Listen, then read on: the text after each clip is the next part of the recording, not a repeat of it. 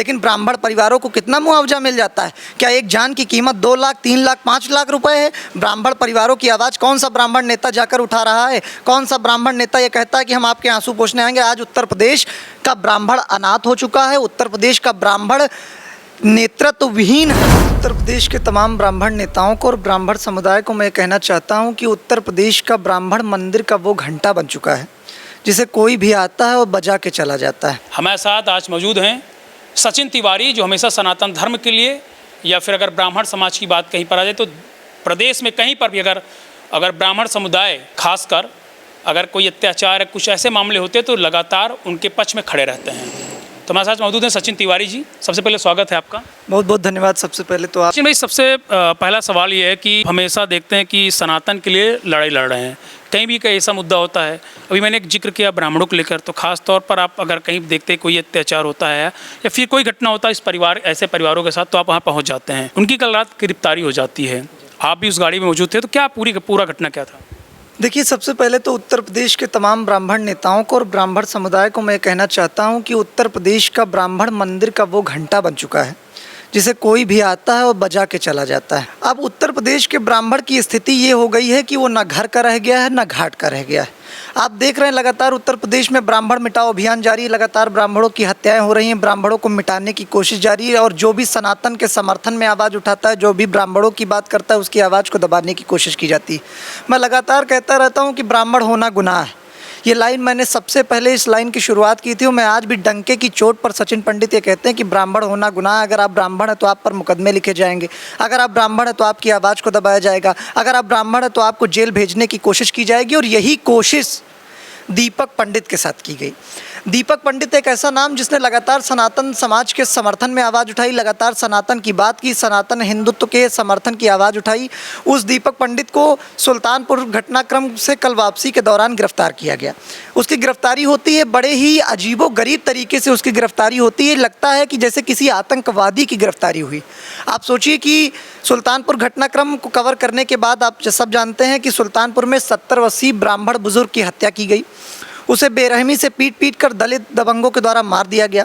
हम लोग उस परिवार की आवाज़ उठाने गए, वहाँ हमने परिवार की आवाज़ उठाई और उसके बाद जब हम लौट रहे थे तो रास्ते में दर्जनों की संख्या में इकट्ठा होकर जिस तरीके से हमारी गाड़ी पर हमला किया गया, जिस तरीके से दीपक पंडित की गिरफ्तारी की गई, हम लोगों ने भिड़ने की कोशिश की, लगातार हमने बहस की और बातचीत करने की कोशिश की, लेकिन उन लोगों ने एक नहीं सुनी और दीपक पंडित को गौरीगंज टोल प्लाजा के पास से गिरफ्तार किया गया। जानकारी नहीं हुई, जानकारी ये मिले कि शायद एसटीएफ ने उठाया मध्य प्रदेश की। ये बिल्कुल सही बात आप कह रहे हैं कि जानकारी के मुताबिक जो हमें भी जानकारी मिली कि यूपी एसटीएफ के मध्य प्रदेश एसटीएफ के द्वारा उनकी गिरफ्तारी की गई। लेकिन आश्चर्य की बात यह है कि उत्तर प्रदेश में आकर मध्य प्रदेश पुलिस का ये रवैया तमाम सवाल खड़े करता है, क्योंकि दीपक पंडित कोई आतंकवादी नहीं है।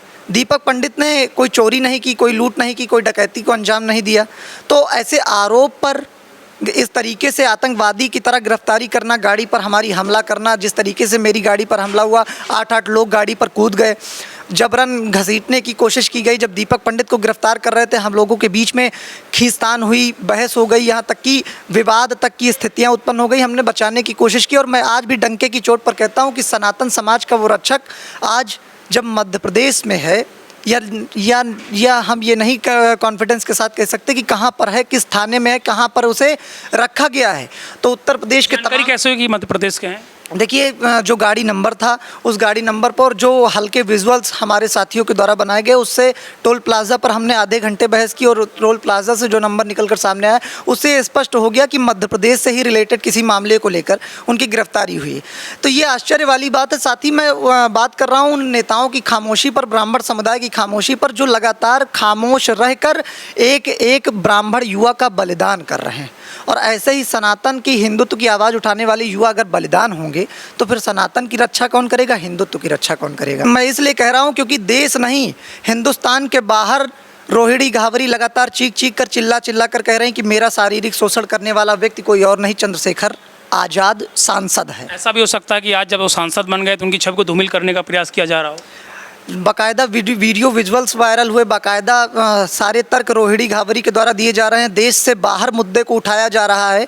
और सबसे बड़ी बात हम कहते हैं अगर तर्क पर, तो ऐसा कोई तर्क पेश नहीं किया गया कि दीपक पंडित को दोषी साबित कर सके। अगर दीपक पंडित की गिरफ्तारी हो सकती है तो मैं डंके की चोट पर कहना चाहता हूं कि चंद्रशेखर आज़ाद की भी गिरफ्तारी हो सकती है। उसका कारण यह है कि चंद्रशेखर आज़ाद जैसे लोग आज हमारे महापुरुषों के नाम को बदनाम कर रहे हैं। ये चंद्रशेखर आज़ाद लिखते हैं, कल के लौंडियाबाज नेता चंद्रशेखर आज़ाद लिखें, ये शोभा नहीं देता। आज़ाद सिर्फ एक था जिसने अपने नाम को आज़ाद रखने के लिए खुद को गोली मार ली, जो अंग्रेज़ों की हुकूमत के सामने डट कर खड़ा रहा, वो आज़ाद है। ना कि आजकल का कोई दो कौड़ी के लौंडियाबाज नेता चंद्रशेखर आज़ाद लिख लेंगे तो आज़ाद हो जाएंगे। तो अगर गिरफ्तारी और संविधान से इस देश का भला हो रहा है, इस देश संविधान से चलता है, तो दीपक पंडित पर अगर आरोप लगने पर दीपक पंडित की आतंकवादी की तरह गिरफ्तारी हो सकती है, तो फिर रोहिणी घावरी के आरोप पर चंद्रशेखर रावण की भी गिरफ्तारी होनी चाहिए।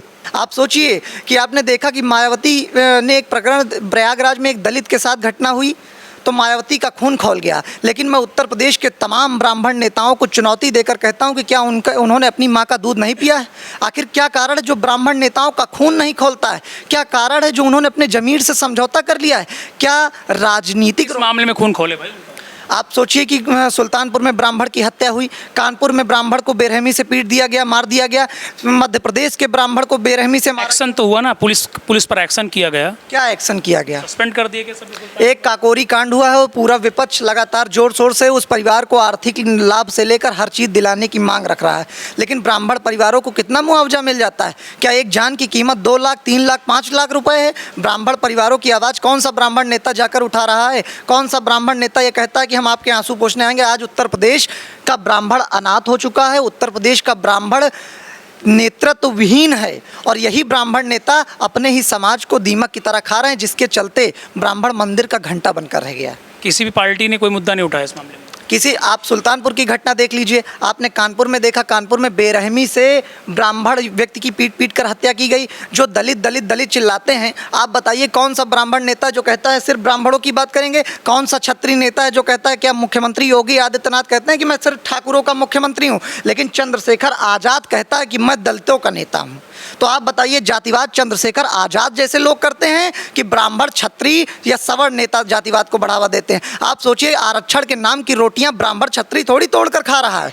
आरक्षण के नाम की रोटियां सिर्फ खा रहा है तो उनके दलित नेता खा रहे हैं, उनका अधिकार दलित नेता मारकर खाते हैं। लेकिन आरोप लगाया जाता है ब्राह्मण क्षत्रियों पर कि ब्राह्मण क्षत्रिय ने उनका शोषण किया। आपने देखा कि ग्वालियर का एक मामला चर्चा में आया था, अनिल मिश्रा का एक मामला जो काफ़ी चर्चा में रहा, जिसमें उन्होंने कहा कि भीमराव अंबेडकर अंग्रेजों के गुलाम हैं। इससे अनिल मिश्रा का तात्पर्य ये था कि शिक्षा शेरनी का दूध है, ये जो पिएगा वो दहाड़ेगा। ये कहने वाले भीमराव अंबेडकर अंग्रेज़ों के सामने कभी नहीं दहाड़े।